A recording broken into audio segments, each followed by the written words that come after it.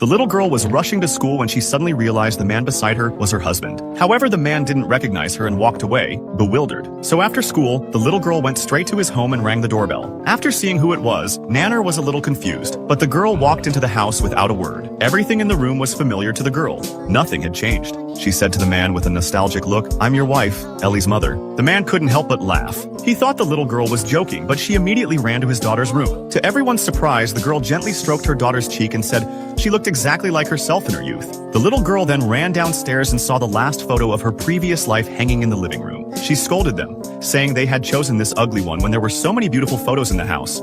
私が死んだのが10年前。つまり10年前に死んでまた生まれ変わった。はい。今日はいきなり思い出したのよ。私新島孝恵だって。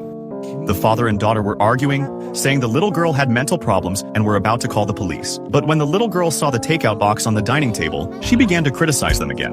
They had beautiful plates at home, so the takeout should be served on plates too. Otherwise, the plates she bought would be wasted. Suddenly, a bell rang outside. The little girl realized it was getting late, so she had to leave. Before leaving, she said she would come back tomorrow, and then happily left, leaving the father and daughter in the house with bewildered faces. Sure enough, the next day after school, the little girl went straight to their house. This time, no one was home, so she skillfully found the spare key under the flower pot. She immediately entered and found the money she had saved and hidden. Then she opened the commemorative photo album, happily looking at her once happy family. However, when she saw a blank page, the little girl realized that her daughter and husband had not lived happily in the 10 years since her death. So she decided to do something to change their situation.